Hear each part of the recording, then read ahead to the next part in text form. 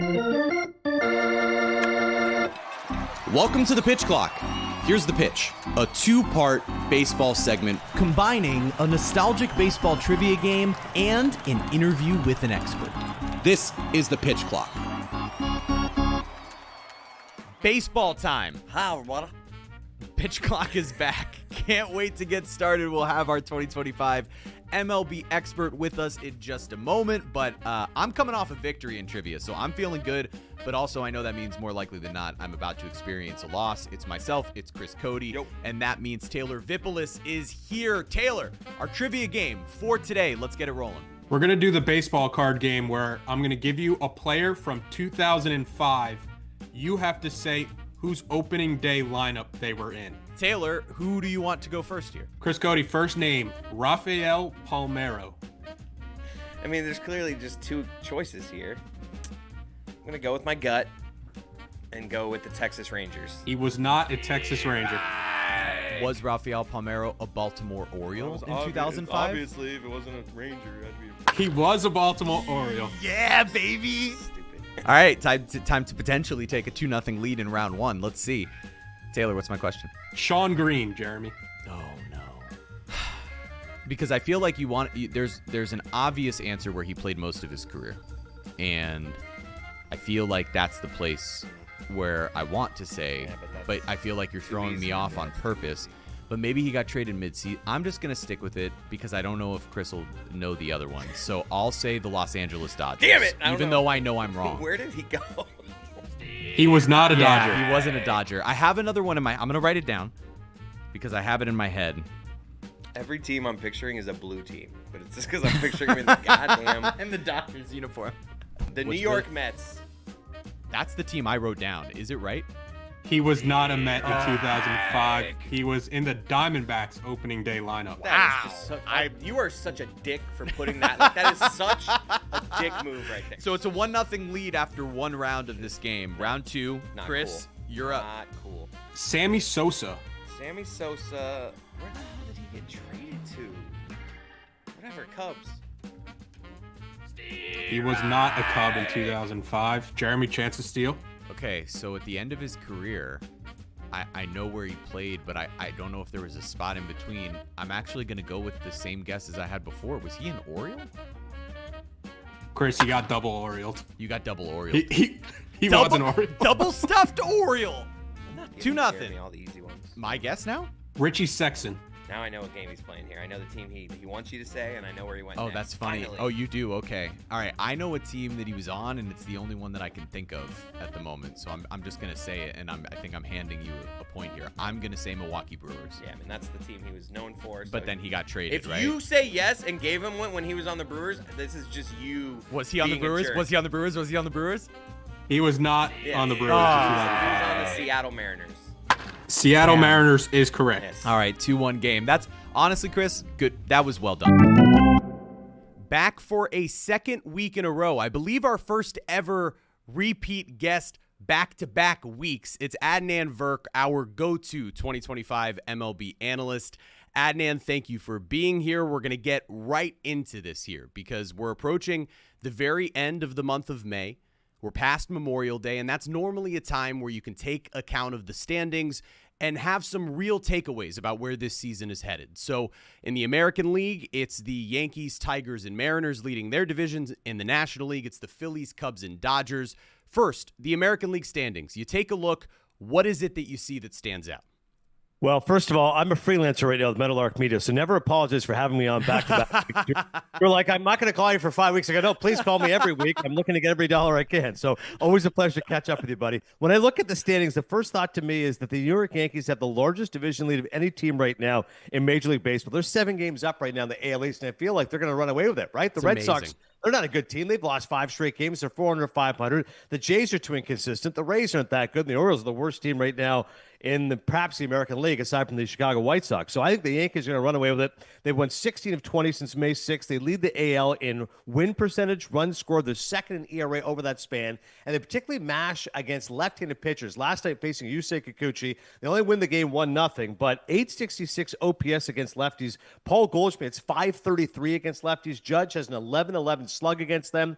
Volpe's 5th right now in doubles. Ben Rice quietly has the 5th hard hit rate of any player in baseball, by only the bigger names like Ohtani and Judge you'd expect. And, of course, they're pitching. Schmidt last night, 6 strong innings. Fried, for me, is going to win the Cy Young. Without Garrett Cole, those guys haven't missed a beat. Even the struggles of Devin Williams have been able to hide because of Weaver and Mark Leonard Jr. So Yankees look like a juggernaut right now in the American League. With the Orioles being maybe one of the greatest surprises in the opposite direction, struggling so much, that division does look like something the Yankees will run away with. And the pitching has really been the thing that galvanizes you if you're a Yankee fan, that excites you, because without Garrett Cole, we all anticipated that would be a disaster. But let's look at the National League now. What are your biggest takeaways when you examine what those standings look like?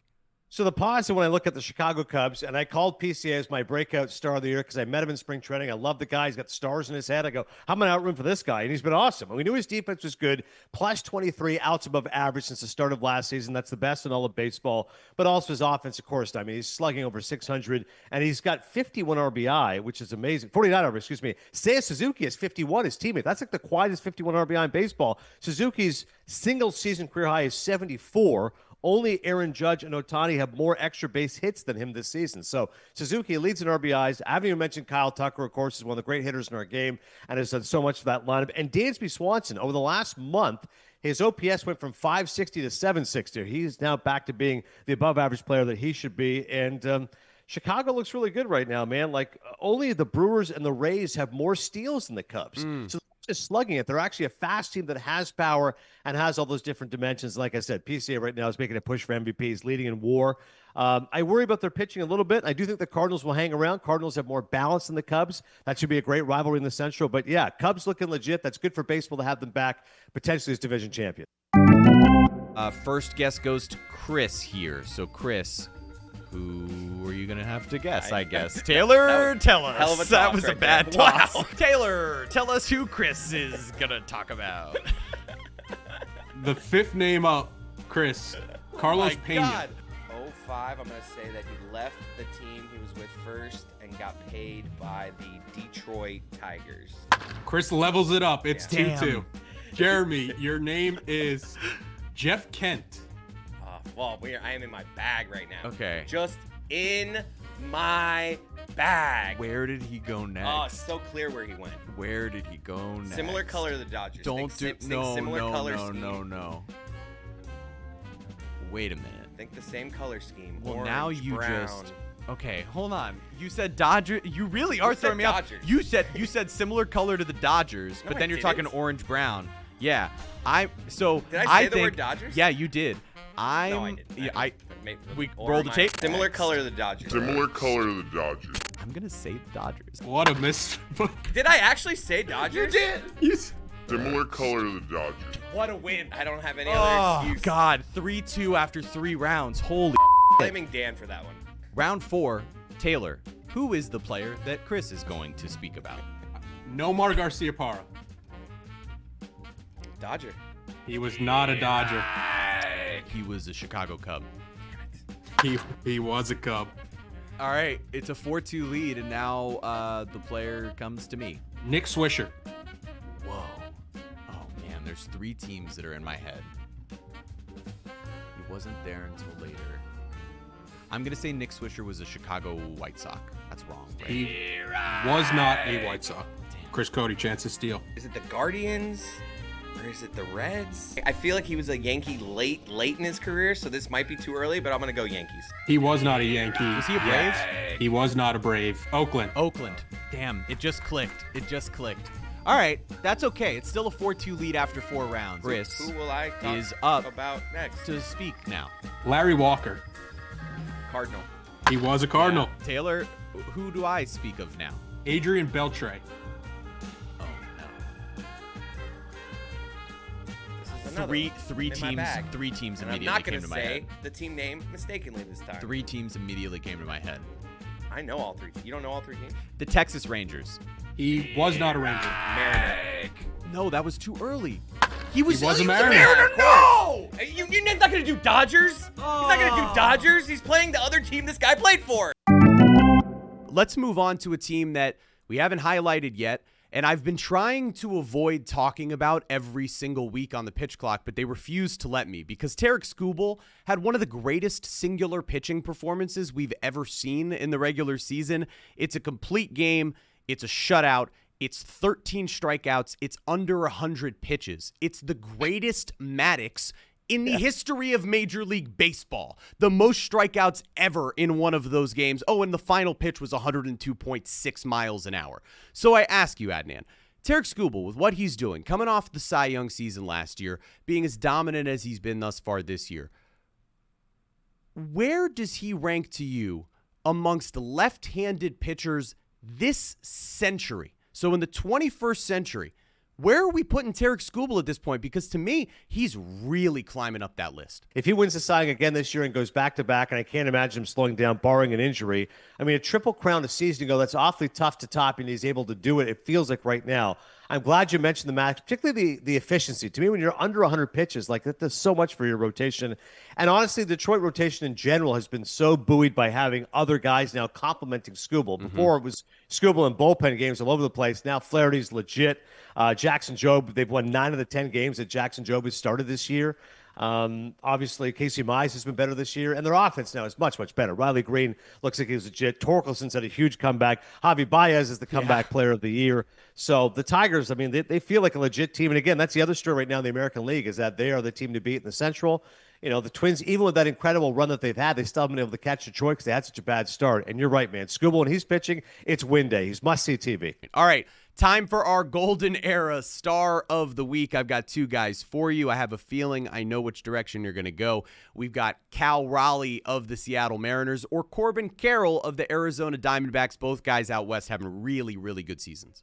Yeah, I'm going to go with Cal Raleigh, man. I mean, it doesn't matter whether it's the Big Kahuna, the Big Short, or the Big Lebowski. I'm going to go with the Big Dumper because this guy, unbelievable, buddy. 58 home runs he's on pace for, which would shatter the record by Salvio Perez, which was 47 by a catcher, which was set just a few years ago. Johnny Bench is the greatest catcher of all time. The most home runs he hit in a year was 45, so it looks like Raleigh's going to obliterate it. 8 home runs in 26 games at T-Mobile Park. He had 11 in 77 games last year. So much for not being able to hit in Seattle. He's proven that you can do so, and if he gets one more home run, he's going to have his 4th 20-home run season in his first 5 seasons. You're talking about a list with only Mike Piazza and Roy Campanella as catchers who have done that. And you and I can appreciate the nerdy aspects of it. His pitch framing is outstanding. He's among the top 4 catchers. The other guys are guys known for their defensive prowess, like Hedges and Alejandro Kirk. But he's right there with them in terms of pitch framing. He's top 5 in caught stealing percentage. He's a gun for an arm. His catcher ERA is one of the best in baseball. Again, he's catching that great staff in Seattle, but you see the numbers. They improve when Raleigh's behind the plate. He knows how to settle down guys like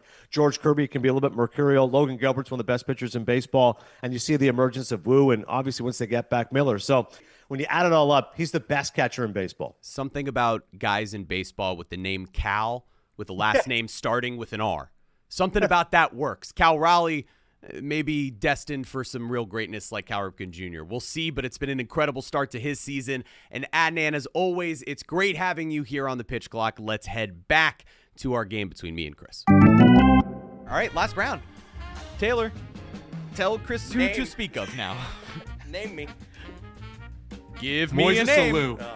Moises Alou. 03, he was in left field. So Bartman. See, I'm doing this color thing again. So I'm like, I'm doing wanna the same say thing you Giants, are. But then I, for some reason, picture him as an Astro late in his career. So I'm going to go Astros. Moises Alou. He was not an Astro. Giants. He was. Yes! Did you know that? I knew he wasn't an Astro. No, but like before I said. No, I had Giants written down. Who is the name of which I will be bespoken? The name, Edgar Renteria. St. Louis Cardinals. Incorrect. I'm getting this right here. Where was he in 05?